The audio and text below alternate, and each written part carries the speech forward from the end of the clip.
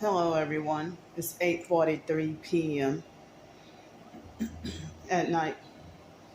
Well, it's starting to get dark outside sooner, but this video, I wanted to talk about, express my emotions and vent about how it is very disturbing,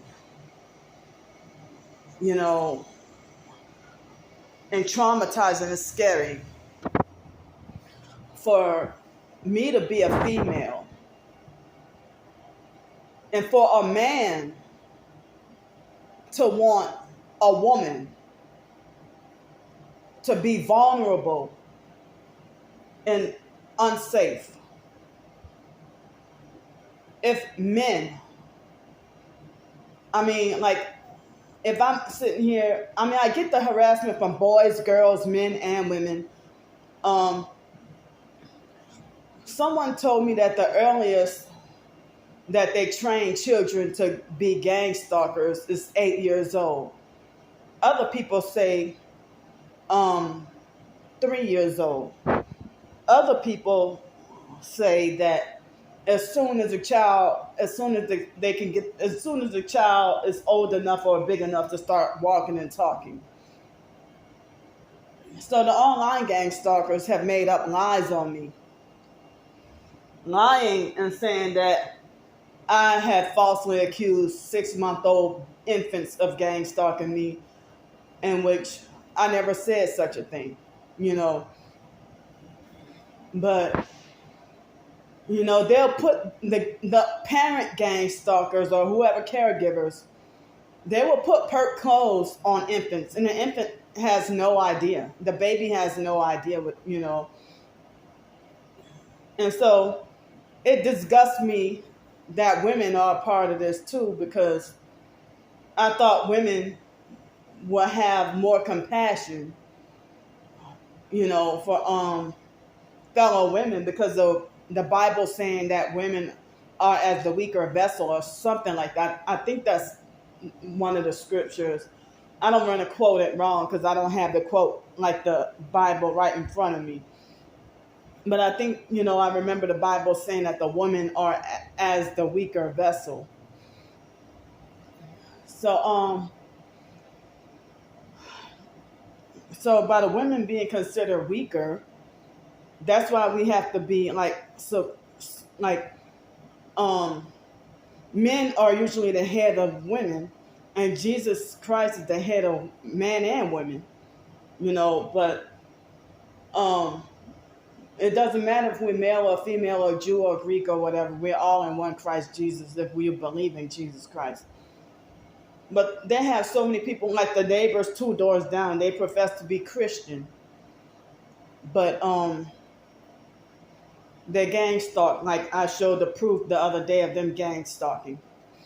The woman using the parents, the grandmother, and the grandkids, all gang stalkers. That boy looked like he could be like 11 or 12 years old, perping with the red shirt. She probably told him to put on that shirt. So, when I would be homeless on the streets, I would get gang stalked by more men. And society does not care. Even people who claim that they're targeted themselves, it's like my targeting, I'm being treated like as if my targeting doesn't matter, and like as if my life is not important. And they want me to just shut up and ignore everything and go away and be positive and not be negative. They don't want me to continue to expose. My life is in danger with this gang stalking. And so people just cold. No, their hearts are frozen, not cold. They're frozen. And they just do not care at all. So when I worked at the Avis job, I was workplace mobbed by a bunch of men, male co-workers, when they had other women working there too. And when I was working at the Roger Scott pool in Pensacola, it was teenagers and kids that workplace mobbed me off the job. Society didn't feel like it was important, or they didn't care when Alex Dupree was stalking, following, and harassing me and trying to make attempts at setting me up. He crossed state lines to gang stalk me, in which I heard that was a felony trafficking crime. And nobody cared. And the online gang stalkers got some of those videos wrongfully deleted. That video evidence. And I was homeless, so I didn't have any opportunity to back those videos up. But God in heaven has it recorded. He even has my bad deeds recorded. But the fake Darnell Williams gang stalker had been, all the things that he does, he has been making creepy, harassing messages online. I was forced to have to change my phone number because of him. And he's a Satanist trying to traffic me, and nobody cares. He even made death threats at me and made sexual perverse talk at me, and illegally found out where I'm staying at before I even publicize any videos of where I'm at. And he's still making attempts at, trying to traffic and MK Ultra me and make it like as if, all this life, the gang stalkers, they make death threats at me every day. I feel sickened, about people being a fellow woman. You're supposed to, I thought that we would feel more for each other's vulnerability. But I'm more disgusted at the men, because men are supposed to protect and respect, But I even get unprovoked harassment and threats by men. Men think they're so tough at me and, making threats to harm me, like what happened last Friday. And like what happened, like last year, I was back homeless on the streets, and every single day for like 2 weeks, it was a different male gang stalker making death threats at me.